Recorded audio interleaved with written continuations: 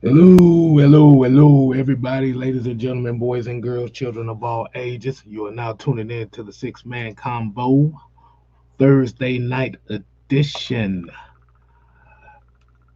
Get it?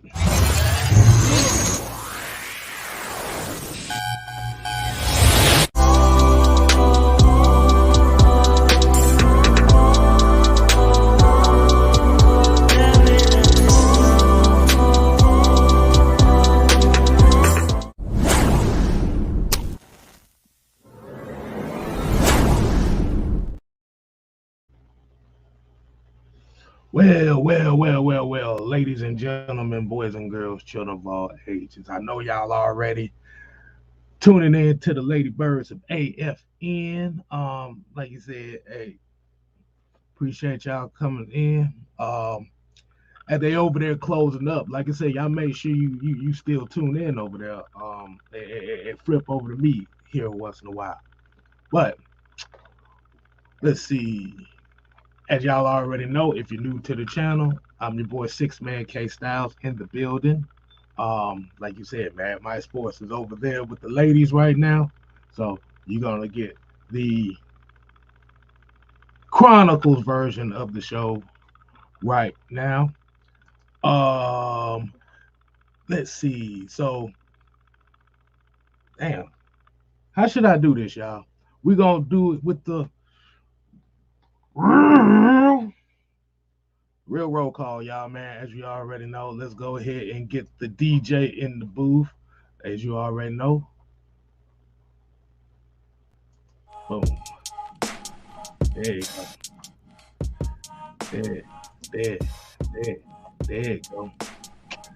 Hey, man, got to see it. Hey. Like I said, today's roll call is gonna be kicked off by your boy King Treyway. But that was early in the morning. Definitely showing some love. We got engine number 9, Dirty Bird Dixon in the building. We got Georgia, Texas boy.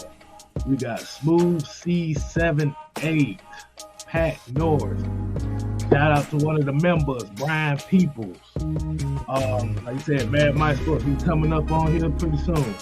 We got King Quest in the building, Bubba Gump, Ray Murphy, Keenan Harris. We got Sherman Wood, Maurice Martin, Big Ant in the building, Xavier Littman, D. Coleman, Chicken Hauler, Anthony White, Mucho Grundy. I don't know who the Facebook user is, but definitely appreciate you tuning in to this. So without further ado, if you're watching this, make sure you go ahead and hit that like button, hit that subscribe button if you haven't. If you're watching this on the Facebook channel on Atlanta Falcon Nation, make sure you show some love over there as well, man. So as we gonna do this the right way, we're gonna cut it with the DJ. Bow. There you go. Hey man, what's going on, people? What's going on, people? How y'all doing this evening? Like you said, hey, it's been a pretty good day for me so far. How we gonna do this? How we gonna do this? How we gonna do this?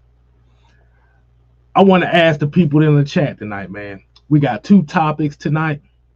We got Zac Robinson. Let me go ahead and put this up one more time. We got 2 topics tonight. This is fans' choice. We got Zac Robinson and the new Atlanta Falcons offense, or do y'all want to start off with the Mike Tomlin conversation? You put 1 for the Falcon conversation, 2 for Mike Tomlin. So we're going to let you go ahead and do it. And like I said, definitely shout out to the Lady Birds of AFN for putting on a great show as usual. Like you said, it's going to be a hard one to follow. But hey, this is what the 6 man is all about, man. We got to get in where we fit in at. Man, we got Kevin Henderson, we got Auntie Pam, she's coming in here. Got my people Sonia in the building. John St. Clair. Okay, we got some 1s. Yeah, a Georgia, Texas boy wants to do 2. Said Falcon combo first. And shut the hell up. We can't do 1 and 2. Even though both of them kind of tie in together, you slick as hell. All right. as we already know, the fans made the choice. Let's go ahead and get right into it then. Let's start with the new Atlanta Falcons offense. Now, as we've already known from the previous coaching regime, it was some inconsistencies as far as what they wanted to do on the offensive level. We didn't know if they wanted to run the ball. And when we thought they was going to run the ball, they was trying to do too much passing. But if you're understanding of where they came from as far as the LA Rams, we're probably going to end up seeing the return of the quick strike offense. And if you caught the heavy hitters last night, Alex gave you definitely a great breakdown on what this offense is about. I'm just gonna give you the simplified version of it. I know everybody don't want me talking very confusing tones, but John say, John, why are we doing it? Well, you and Southside already got to mess it up. Talking about option number 3. Option number 3 is me getting the fuck up off of here. Nah, but going off the press conferences, as we've already seen the last couple of days, is we know that this coaching staff is pretty much are indicating that they want to keep a lot of this stuff intact as far as the personnel. Now, Zac Robinson had quite a few different comments as far as the questions that was asked, as far as he said the type of quarterback. And we know we got Terry Fontenot and how they tried to purge the Justin Fields answer out of him. But pretty much what Zac Robinson said, he's just excited to get these guys in here. He said it doesn't matter if the guy's a pocket passer or he moves. He's looking for a competitor. And that's the right approach that you go into it. But let me ask y'all a question. Are y'all familiar? Have y'all watched the LA Rams offense the last couple years?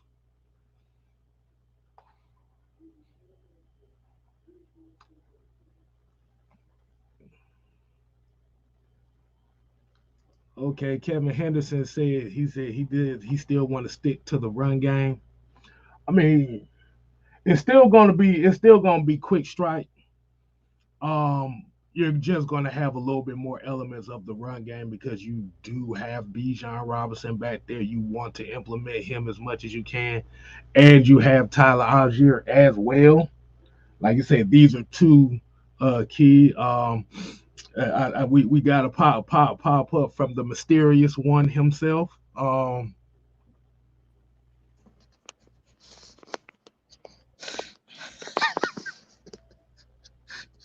No, I'm just kidding, y'all. That's how you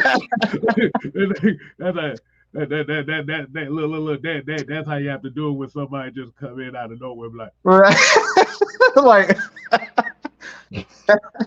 nah, but yeah, Mike, I'm glad you kind of came in here because I originally wanted to start with the Tomlin conversation, but the people wanted us to talk Zac Robinson and the oh man, offense that we're going to be dealing with first. So I'm glad that you came in here. So I'm gonna get your opinion why on don't we this. gotta come in with the bush? Like I be trying to miss the bull, and I come right in with the bull. How is it bull? I mean, we're gonna see this offense for the Atlanta Falcons this year. This is not bull. This is a very critical moment right now. See, I'm leader.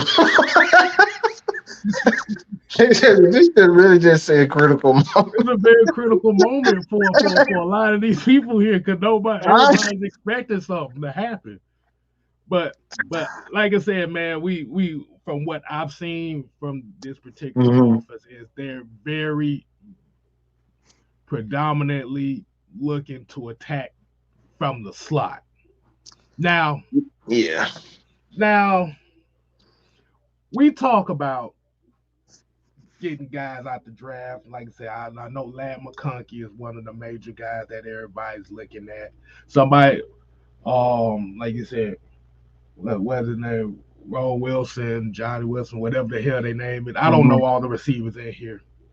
But we also have to remember into a fact that Drake London actually is very well versed in the slot as well. And this is one of the aspects a lot of people are not talking about where it may benefit these guys.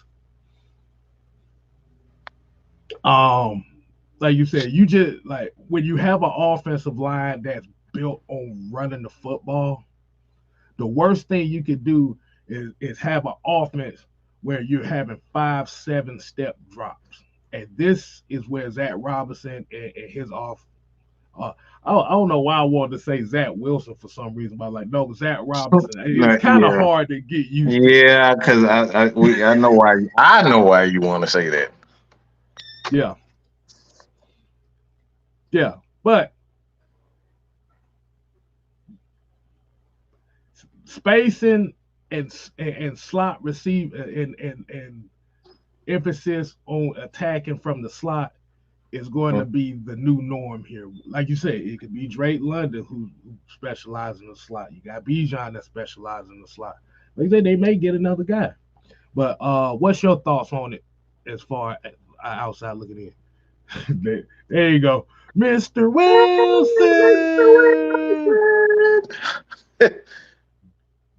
I wake up in the morning and my longest out of warning, and I think I'll ever make it on time. By the time I grab my books and I give myself a look, I'm just disappointed.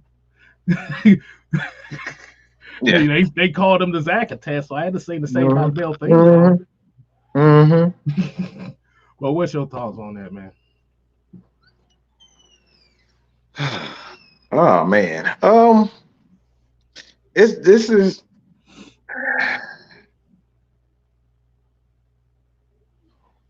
it's kind of hard, but it really isn't. I'll say it like this: you look at this, the team. You have two weapons, Bijan Robinson and Kyle Pitts. I think it's a foregone conclusion that you want to use these guys in the slot. Like I like me personally, I would rather use a guy like Bijan Robinson in the spot. He's a guy when you look at him, like he does have the necessary speed to play outside. But like I don't want him using this. I would rather him using his quickness more so than his speed. With that being said, it's the perfect way to kind of get longevity out of him. And I think that's the thing when you look at the slot guys, it's longevity. Like you don't have to be incredibly fast in order to play in the slot. I mean, we got a guy, number 81, played for several teams, but Baltimore, the Cardinals, and Anquan Bolden, like that guy played in the slot for years. Like he wasn't incredibly fast at all. I think he was ran like a 4.5, 4.6. Dude was slow as hell, but he knew how to get open. He could catch. Another guy in Hines Ward is another dog. Like that dude, he's another guy going slot. So it's like it's for one. I think if you want to look at the NFL and that wide receiver position, like I don't want to get a Marvin Harrison anymore. I would much rather have a guy like Lad McConkey that can get open, those types of guys. I just named. So it's like me, I think the perfect thing, the perfect receiver to have is somebody who can play in that slot. And I think with a guy like Zac Robinson, I think I think that's the best way to go about it. I think it's the perfect move for the Falcons offense. You look at even how the hell you say his name? For Puka, Nuka Puka. What the fuck his name? Puka. Just call his name. His name is just Puka. I'm not. I don't know Puka. how to Okay, say all his right. last name. Not Yeah, Pua. we're gonna We call just him call him Puka. Puka. Puka. All right. So when you got a guy like that, he's not incredibly fast. You got him like what the sixth? Hold up, seventh round.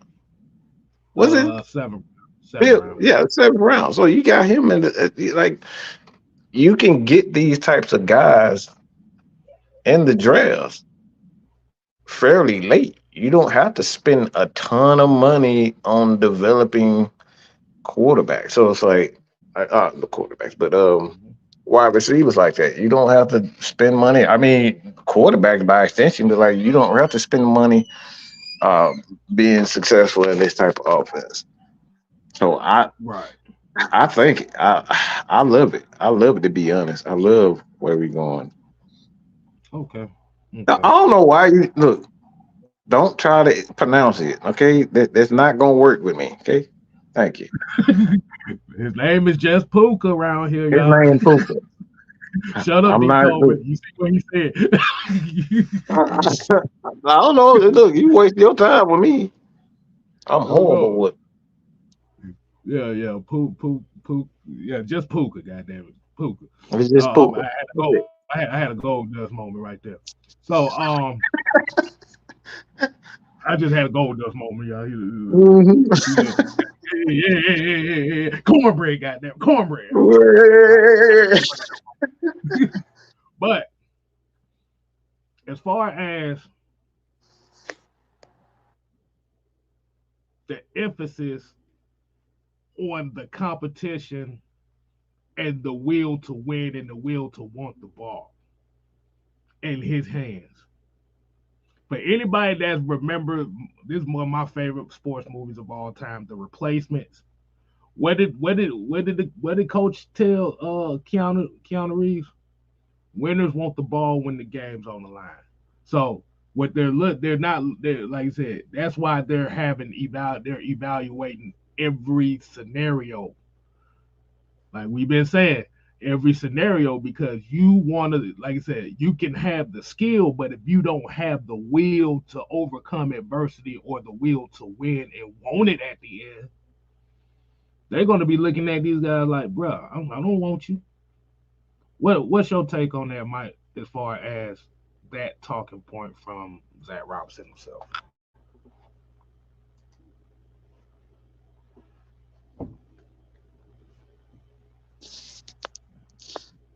Yeah.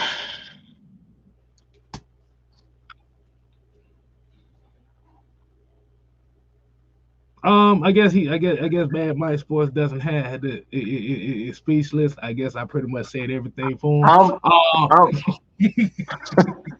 I'm. Look. I mean, you pretty much just said everything. At the end of the day, man, I think it just comes down to it's it's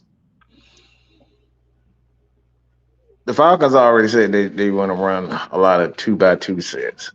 Um, Mm, so I don't think wide receiver. I mean, wide receivers is obviously going to be, um, you know, a key part in this offense. And I think a lot of speed is going to be able because in order to create space, you're definitely going to need wide receiver with speed. So at this point in time, I don't think a guy like a Scotty Miller. Um, I don't think he'll necessarily be gone. But it's something that he'll definitely, being that he understands and knows the personnel, the likelihood of him coming back has increased a bit. And then, a draft and a speed receiver, obviously that increased a bit. But I think it just come down to like being able to put these receivers uh in a place where they can be utilized properly in space. And I think that's the thing with this Falcons offense. A lot of these receivers and these routes are just so condensed. I think that's the thing with the Falcons. You look at this past season, it wasn't the fact that these guys couldn't run routes. A lot of these guys it was just a lot of condensed um, routes. Everything is so piled up. You know what I'm saying? And I think that's the thing when you look at the Falcons offense. Not an offense that necessarily, you know, they didn't lack any talent. It's just like putting these guys in the right position. And that's kind of what's been the theme all week. And shout out Maggie T is in the building, y'all. Like I said, Mhm. y'all make sure y'all show the ladies of the ladies. I had fun though. I had fun talking. I know you did. I know you did. I mean, I like talking to the ladies. No man, I'll keep my. Y'all about to say you about to set yourself for Valentine's Yeah. right there. Yeah, That was coming. Yeah. yeah. They was like, Mike, you You better up with the ladies. Yeah. I said I was about to set myself up with that. Yeah. you about to say, boy. Mm-hmm. Hey, look, ain't nothing wrong with that, man. Like you said, them very knowledgeable. Hell, they knowledgeable Mm-hmm. than most of them motherfucking dudes that come Mm-hmm. to South America. Yes. Yes. I'll tell you that much. My brain didn't hurt going over there. Okay, that's the thing. Okay, when you sit down and talk to some dudes, your brain automatically start hurting. Lord have mercy. See, I was gonna say something else, but I'm gonna because I can see Sam smirking right now. I'm gonna just leave it alone. Leave it alone. Leave it alone. You gonna have that message talking about. Yeah. Yeah, but got a Facebook user here says to say the scheme was terrible would be an understatement. Our coaching staff did nothing to position our guys for success. That's not true whatsoever. Not true at all. That's not true. That's not just because. Look, let me see. You can't pass. Let me reiterate this, okay? Just because you didn't like it, just because it wasn't its best, doesn't mean it was terrible. Okay, Lamar Jackson won the MVP throwing for 842 yards more than Desmond Ritter. Okay, let me say that again. Lamar Jackson won the MVP, the most valuable player in the NFL, throwing for 800, okay, 842 more yards. That's not a bad scheme. That's a bad execution. Yes, It's all about execution. If you don't execute, you don't. And we've been saying this time and time again. Okay, but I think where he's coming from I too. don't care nothing about where you come from. Look, I don't get nothing about no. No, we ain't look, doing it. I show motherfucker, you gonna give a damn today. But basically what he's saying is he's looking more so of the stat, like you said, the spacing. That's where he's coming from is the spacing. It's the spacing. That's not even true How so? because the spacing. Look, the spacing. It still come down to see the spacing is one thing,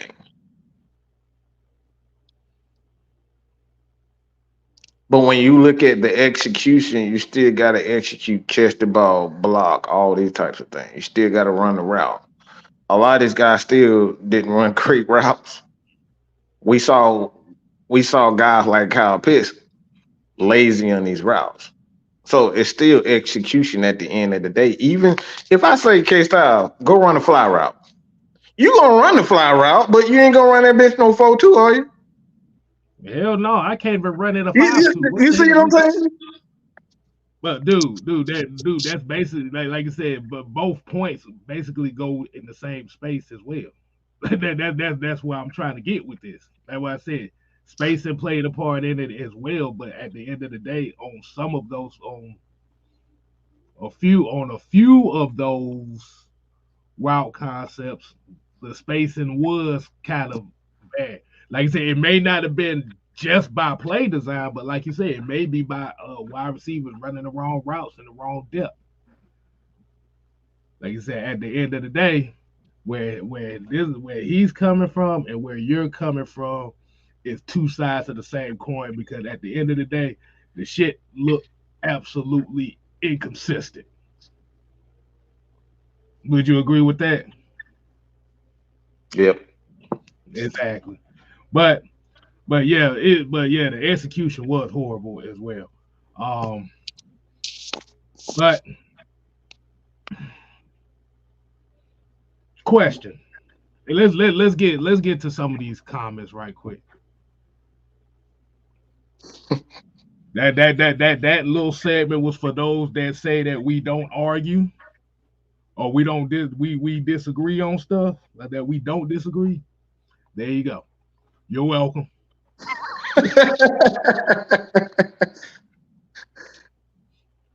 The Bubblegum here said the new league year hasn't started, so Scotty Miller technically is still on the roster. Like you said, y'all make sure show the Ladybirds some love over there. Like you said, they definitely killed it again as usual. Let's see. I think Justin Farmer. I think that kind of went into what we was just talking about. I know. I see. You talk about Brock. You see, he put the Brock Bowers with the googly eyes. You see that, right? I'm not. Look, I'm not gonna do that to myself. You can do that to yourself, but I'm not. He said, "I ain't putting my eggs in no." No, absolutely not. Absolutely not. I'm not doing that to myself. No. Right. All right.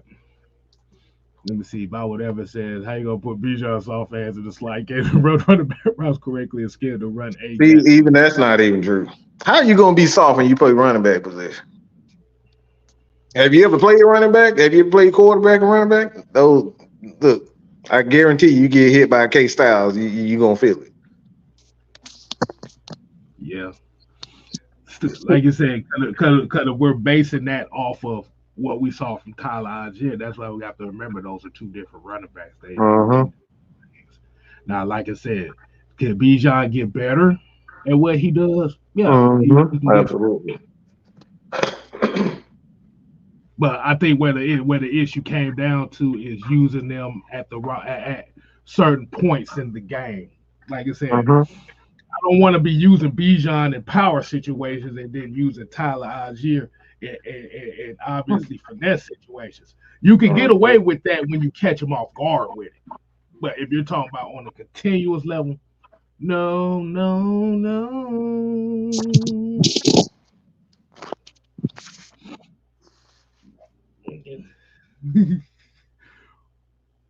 But let's see. Justin Farmer has said, you just can't blame the scheme. Riddle was blamed to throw costly picks and didn't know where. Man, you got a Georgia Bulldog. I ain't listening to nothing you got to say. Georgia Bulldog fans ain't got no common sense. Especially when it comes to football. Oh, I tell them. I don't know what you to say. You know it's true. No, I ain't trying to be political. You know it's true. Georgia Bulldog fan. No, absolutely not. Ritter was to blame the costly picks. Nah, we're not doing that. You celebrated Midget Bennett, and you want to tell me about quarterbacks? Absolutely not. I'm not taking quarterback advice from them damn Georgia Bulldogs fan. Like you said, the thing about with that comment right there too is, like you said, he has thrown some stuff that was questionable, but we always hear about the stuff that he did bad. Well, we forget about certain throws that he's helped this team get to. Like I said, you have to remember the Houston Texans game where the defense gave up a touchdown with 1 minute and 20 seconds left. Yeah. The things that he did well too. You can't just always. Yeah, you can't. You just because, like I said, if it was that, I'm gonna tell you something. If it was that bad, no, you know what? No, I keep telling y'all, his name is not Desmond Ritter no more. His name is the Boogeyman. The Boogeyman. Y'all proving it right now. The Boogeyman. But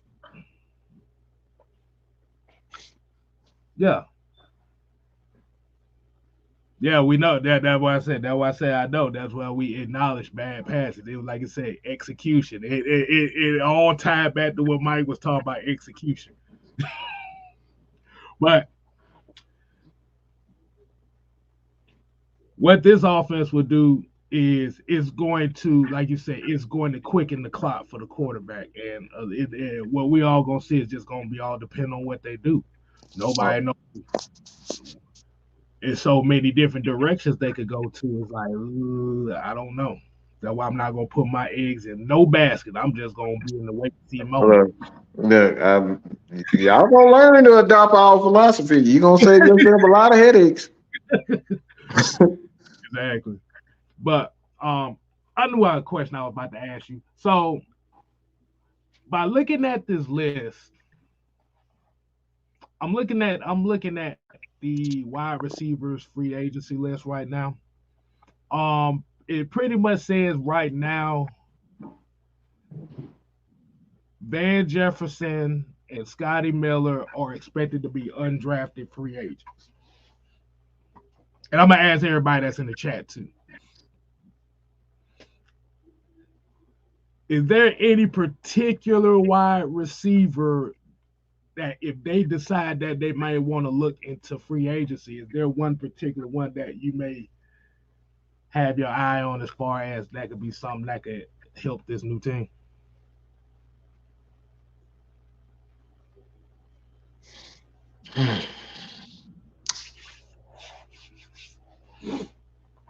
Oh, I don't. That's a tough. I mean, I just don't want to see Van Jefferson anymore. Like I'm. What'd you say? It was just everything just went downhill. Yeah, just like when he came, it just like everything just got worse. Just like what the heck is going on? Yeah. It a lot. It was a lot of costly games, a lot of costly throws in the passing game was targeting him. Mm-hmm. And from both quarterbacks, it wasn't just four or five games. It was like 4 or 5 costly turnovers and drops that were targeting him.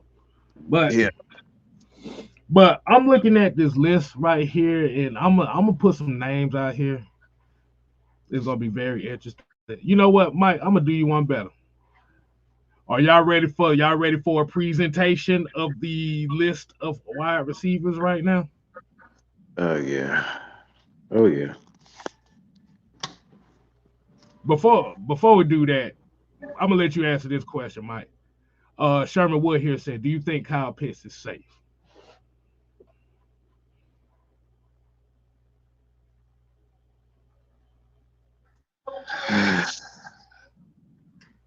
Is Kyle Pitts safe?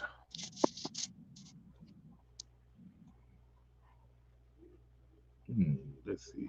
I do. I do think he's safe.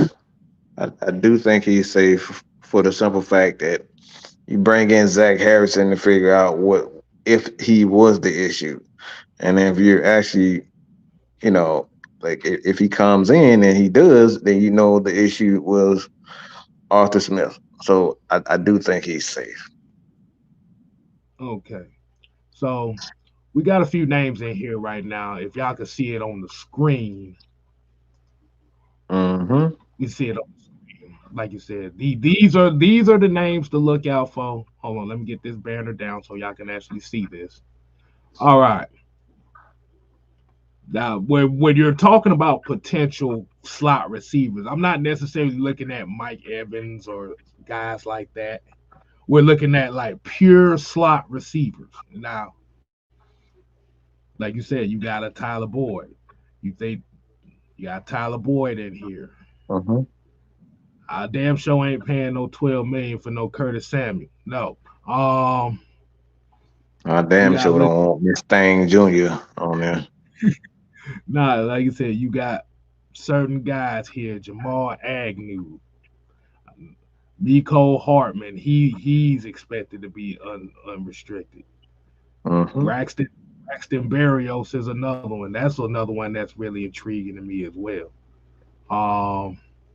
No, I don't want no Nelson Aguilar. Them hands. That motherfucker always open, but he never catches any damn thing.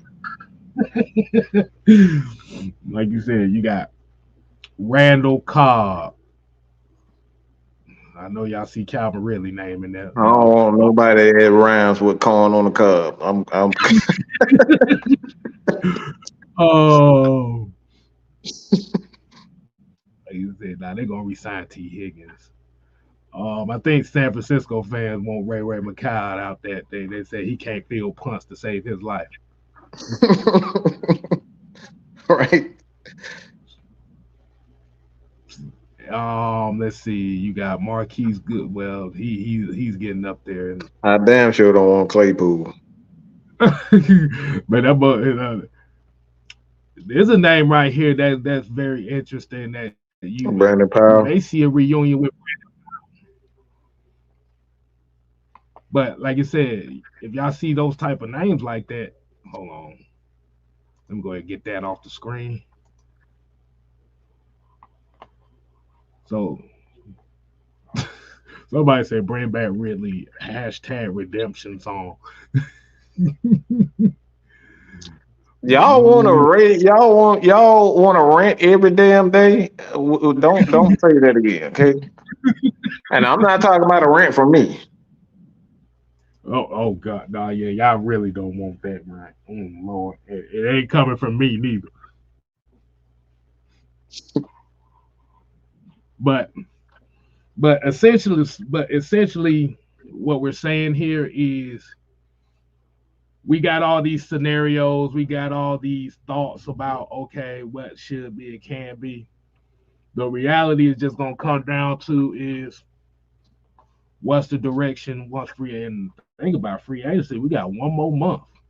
That went by quick. That's gonna go by quick. Boy, like seriously, he really did. John St. Clair said, "Is Brian Edwards available?" Oh Lord. Mm-mm. The Van Jefferson was the repeat of that experiment gone wrong. Oh my God. We don't need that. But man, anything else you got on this topic, Mike? Anything else you want to speak on this particular offense? Oh, I got another question for you. I got a question for everybody else. What do you think this offense does with the dynamic of Bijan and Tyler as a duo? What do you think that means for these two? That's interesting. I,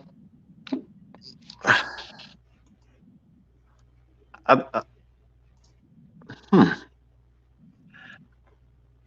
Because I don't know a lot about Zac Robinson outside of space. So with that being said, I think there's going to be of a lot of screenplays from those guys. Anytime you hear space, just think screens. Okay, I'm just it's going to be a lot of screens in this offense. It's going to be a lot of RPO type of plays in this. Right. So Because just going off the numbers last year for the LA Rams last year, the number 2 running back really is not involved much at all in this offense. So, like I said, this may be a particular where Tyler Algier may be on the trade block. I mean, I actually said that earlier today in the conversation that don't be surprised that he's gone because like money is a huge factor in how you draft players. So I know a lot of people don't want to see certain guys gone, but you're gonna see a lot of skill positions in the NFL, which is the defensive end, cornerbacks, safeties, wide receivers. Those are the positions that cost the most in the NFL. They're the most expensive. So with that being said, you see a lot of turnover with those positions. I always see a 3 to 4 year turnover with those wide receivers. Like you very seldom see a guy with unless he turned out to be the next Julio. And we're seeing this even with Calvin Ridley. they're making a huge decision on whether or not to re-sign him to a big contract. So you only got 3 to 4 years with a wide receiver. Any team. This is not just the Falcons. You're seeing it with the Bengals right now. They're trying to figure out whether or not how they're going to keep all those receivers together in Cincinnati. So it's like, I mean, you look at the Cowboys. They're trying to figure out if they want to give that midget that they got in the slot, $24 million because he asked for 23 million. This dude asking about 23 million a season. This is what he's asking for. So, man, it's tough, man. I really, I don't know. You don't know. That's I the key. don't know. I don't know. I really don't know. And that's what happens. That's what happens when you coming into another coaching regime. Mm-hmm. I just And don't know. somebody said that the likes need to go up, man. We got 70 people in here, man. Let's go ahead Mm-hmm. at least get up to 50 likes of this on this stream. Let's go ahead and get to 50 likes before we move on. Before we move on, I need about 50 likes on this thing right here. So while we doing that, we're gonna play some throwback BT12 music. Those that don't know BT12, oh God, let's go ahead and play some. So we just sitting here, we just trying to get the 50% engagement, y'all, and like I said, Mm-hmm. that's definitely gonna help with the algorithms of not only just this show, but just in particular of the fan base and what we're trying to put out here. Yeah. And then I go to check. The first thing that pops up on my phone is some dominoes. I'm down there. I don't. I wasn't even thinking about no food. All right. Hey, shoot. They already did it, man. We already Hey, at the 50%. Let's go ahead and get right into it. So, you got anything? You got anything else to add on this conversation? Do you want to move on to the next topic? I I want to throw this dime out here. I don't know if you even thought about this, but this could mean the end of Drew Dalman experiment too, because Hmm. that dude has yeah, he's very good at run blocking. He's been pretty good at for the most part and pass protection, but like that dude is a mess when it comes to dribbling. Like he's a mess. But like I said, do you think that's something that the next offensive guy, which is Zac Robinson, is he going to be as patient because this isn't his guy? Because it's a true competition. Because let's keep it real. There wasn't no competition between him and Yeah, it because wasn't a competition between them. Matt Hennessy, I think Matt Hennessy is supposed to be a free agent this year too. So I don't think they're gonna really, they're not gonna spin the. I don't think they're gonna spin the wheel with him. So, I could definitely see them um, going for a veteran at that position. Hell, they may draft a guy, but like you said, the thing was what I saw last year was even though Drew Dalman in the PFF numbers was high, graded as one of the highest rated centers in the league, I always tell y'all, boy, I don't go off them PFF numbers. Them PFF numbers is some bullshit. I'm gonna tell you that now. Right. But I saw this passing attack look way more effective with Ryan Newsel snapping the ball last year, and that's where my thoughts gonna be on that. So can't be surprised if it happens. But yeah, I wouldn't be surprised. So are you so you think you're thinking more veteran on that, or are you thinking more so in the draft? No, I think it's definitely a veteran. I think it's definitely a veteran. Um, Okay.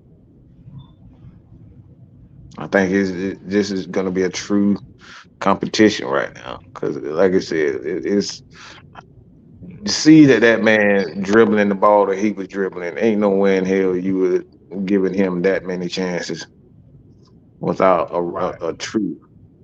Because, like I said, the pass protection look better with Noozle in there. hmm So do you take a chance at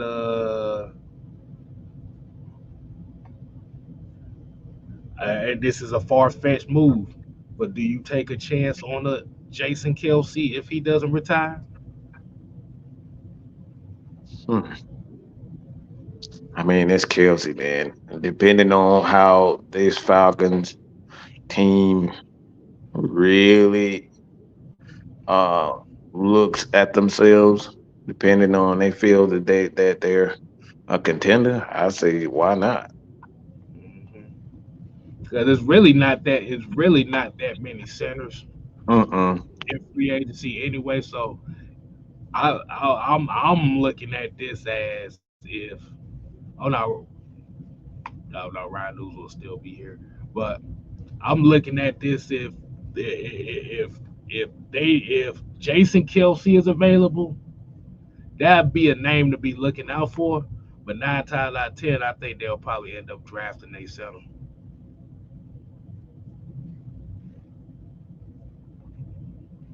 But that's a good question though. That's a damn Mhm. scenario that I didn't even think about.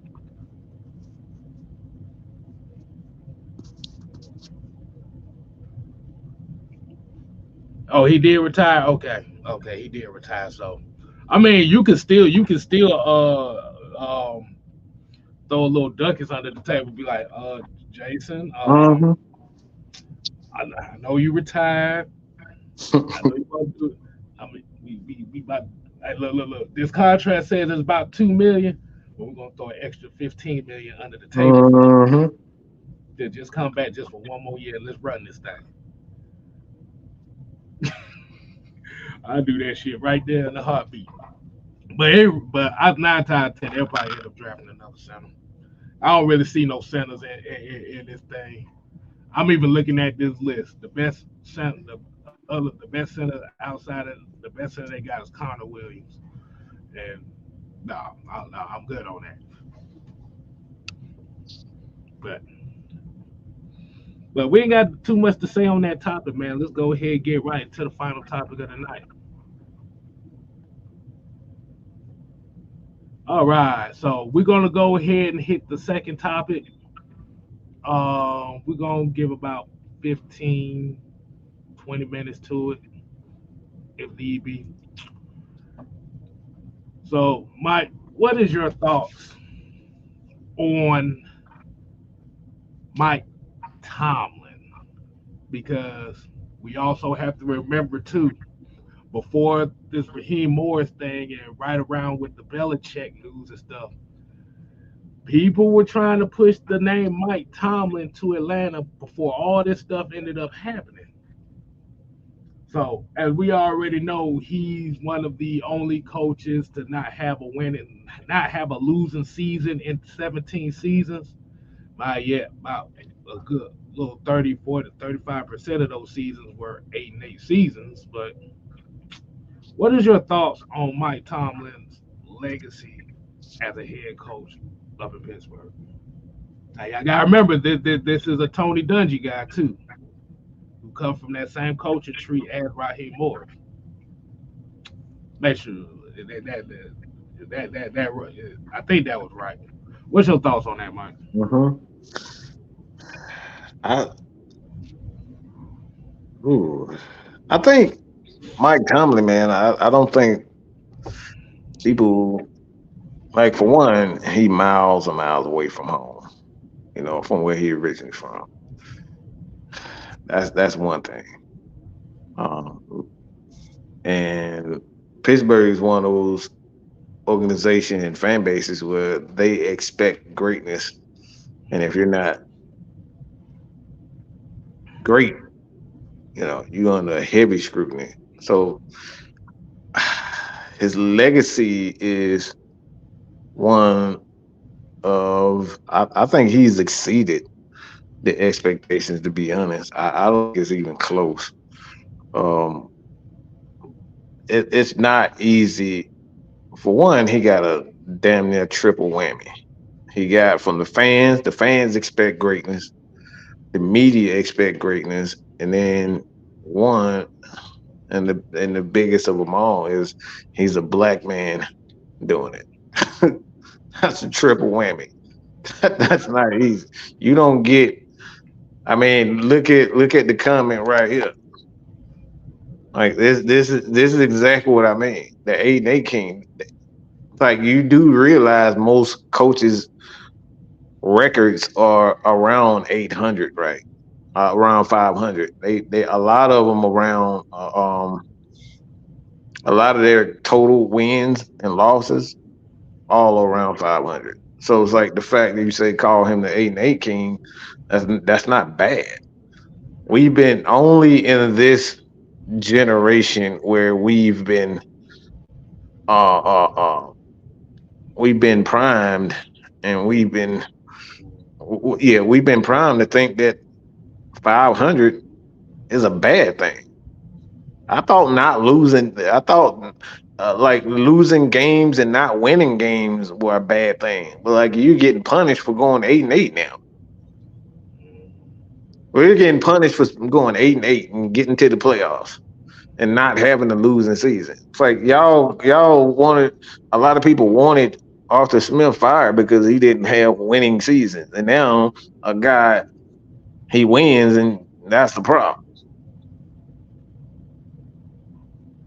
And he had to go and change his philosophy, so to speak, learn how to run that three. Not to say that he didn't know the 3-4, but like that wasn't his philosophy. Was always, the 4-3.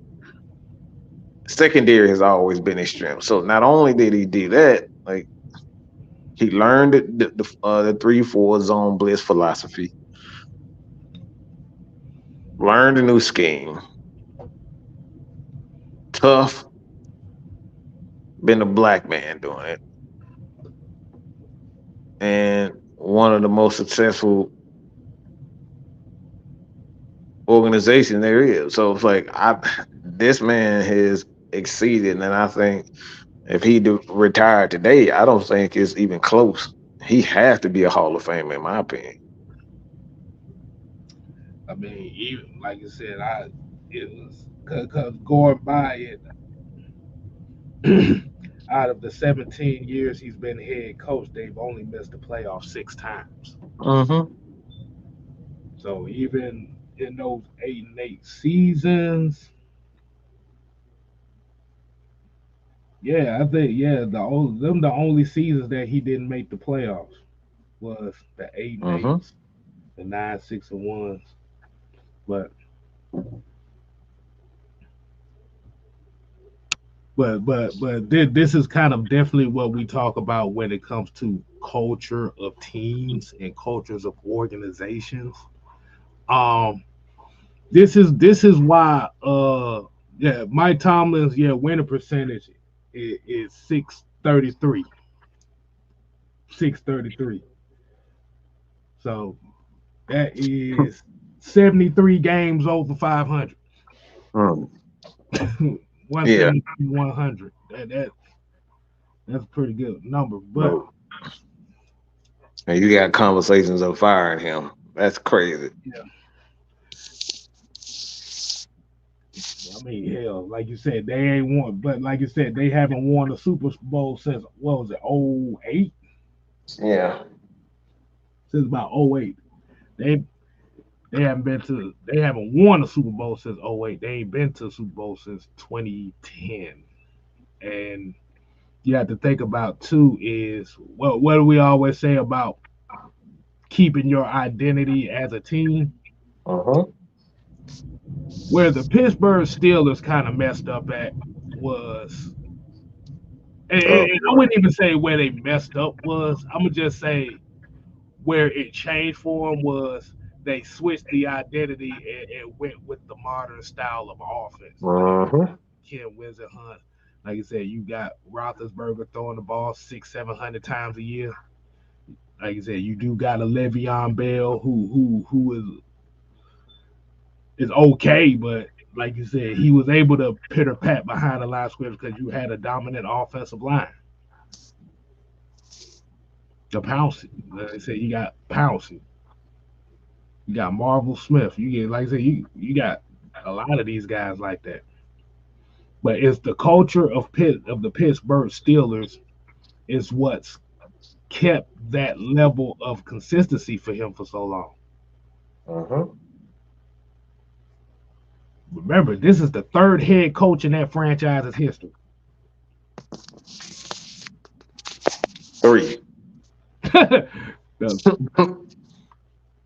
We had 3 in the last 10 years. 10 what? 10 15, yeah, 10 years or so. That is hilarious.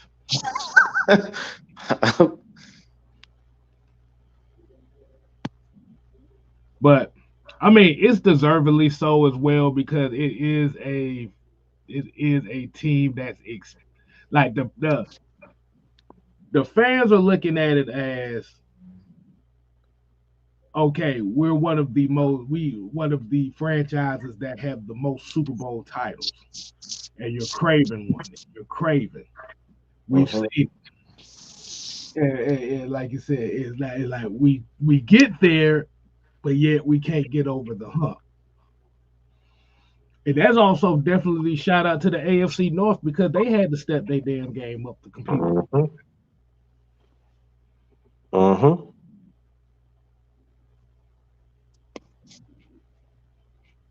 Like you said, outside of those, like you said, he had 6 seasons of winning less than 10 games out of 17. That's a damn like look. He's gonna be a Hall of Famer for sure. I think so. Yeah, I don't think it's even close. It's not many coaches in the field that has his resume. Even now. Right. But they're going through a transition period right now too because now they're trying to find out what's the like I said, they got TJ Watt, they got Minka Fitzpatrick. But like you said, they're trying to like you said, George Pickens is going to be one of the faces of the franchise. So they're looking for a leader that could lead that team on the field right now. And they're pretty much going through the same thing we're going through. So you got any more to add to that, man? I think it too. He doesn't get enough credit for the controversy that he deals with, like having to deal with a reputation of rapist burger, and that barely affects him, and he just look at the media like, "Bitch, don't ask me that fucking dumbass question." Like Not, not the bro, they don't even try him with questions. They don't even try Mike Tomlin. not the Milledgeville Bandit. No, no. Right? And then They you don't got even try him with it. They you don't got even try him. you got this guy, Antonio. There's a lot of personalities on that team. I ain't gonna tell you no lie. Good God. And that was kind of like uncharacteristic of Pittsburgh for a while. They had a lot of those kind of characters like that weren't as cohesive as one. Uh-huh. It was kind of like A lot of personalities to deal with. Like I said, he just doesn't get a lot of credit for what he has to deal with. And like I said, even on top of that, to deal with the organization and their expectations, on mhm, top of the expectations of the fans, him being a black coach and being someone that if he fails, then he's gonna, you know, and not everyone's eyes, but he's going to let down the black culture. Like he got a lot of pressure on him to actually deal with that type of stuff, man. It's like, yeah. I wouldn't even say it's a letdown. I wouldn't even say it's a letdown because I mean, like you said, you think about it.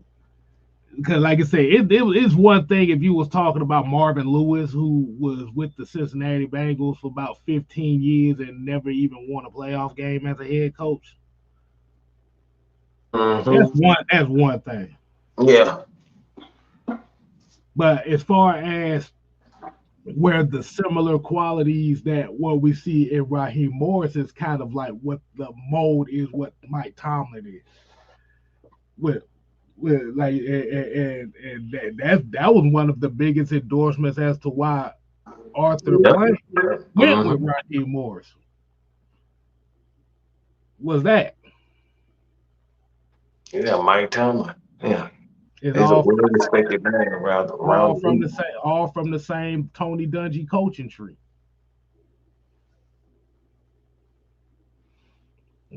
Yeah, but like I said, he's definitely one of the great. He's definitely one of the Mm-hmm. great coaches in He this league. doesn't get enough credit for the great, like his greatness. He doesn't get enough credit for it. Is he Andy Reid? No. Is he Bill Cow? Is he Bill Cower? No. Is he Bill Parcells? No. He's not gonna be up there as far as those coaches right there.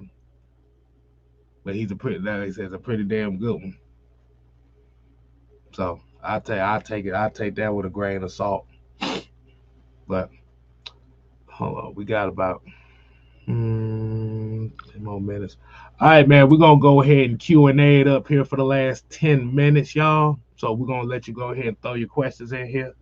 Go ahead and answer some questions. And And please don't say nothing about no damn Justin Fields because I'm not answering that fucking question.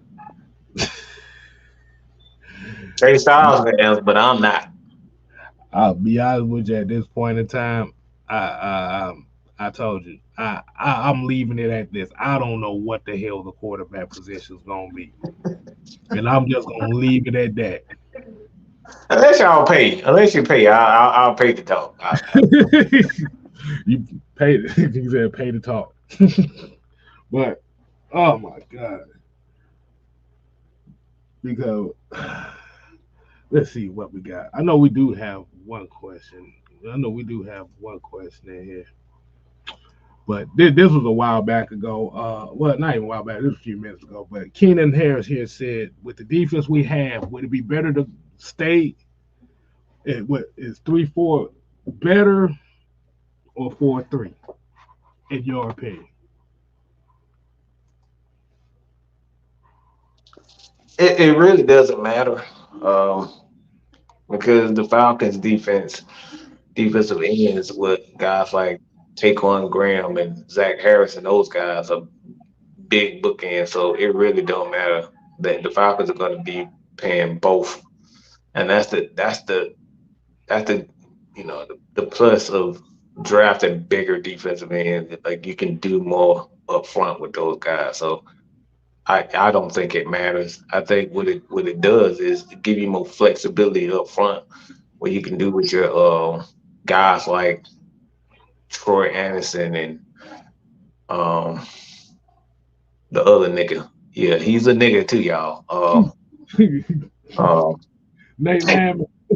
Nathan Lamb and the other nigga. He a nigga too. His dad is Luther Ellis. Kate Nellis. Yeah, y'all didn't think they was Negroes, did you? You said they They were from Bermuda. they He from Bermuda. lightly toasted. We just lightly toasted. You ain't I'm sorry, y'all.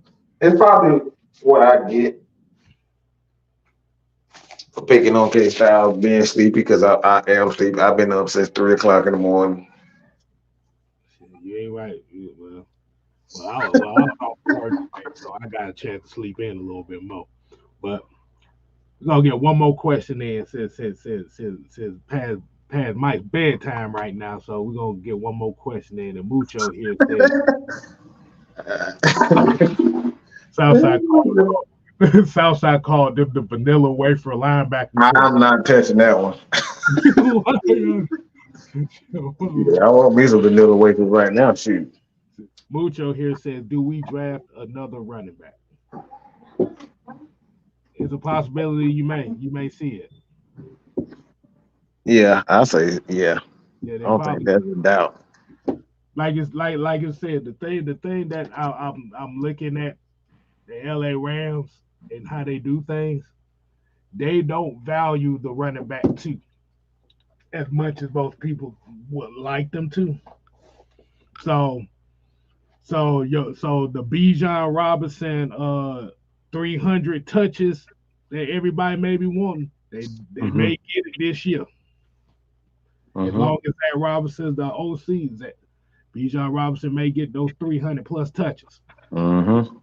You could very well see that, and Mhm. you know where the direction of the offense Right, and the team is going. Should he get that many carries too? right. But yeah, so drafting a running back, yeah. And then, like I said, it just may be just running back just to fill a void. Mm-hmm. Uh, said Dre Murphy here said gotta replace CP the Joker. He already got that in Bijan. He already has the Joker role. But Mm-hmm. mm, shout out to my boy D Sloan in here, him and Coco. Shout Yeah. out. I want to be like y'all when I grow up. I wanna be like yeah. I wanna be like the slums. Exactly. Exactly. That's family right there. Um. So since I don't really see any more questions here, then we're gonna go ahead and wind it down for the night, y'all. Um. Definitely appreciate y'all tuning in as usual. Like I said, make sure you go ahead and hit that subscribe button for the new branded 6 man combo channel. Mm-hmm. And we're bringing out another channel. It's called the 6MK Read and React. That's the Q&A channel right there. That's where you may see the chronicles over there, a little bit of that as well. So till next time, people, we ain't here to play. Oh no. We here to stay. Oh yeah, dig it. You ain't gotta go home. But you got to get the hell up out of here. Oh yeah. Deuces.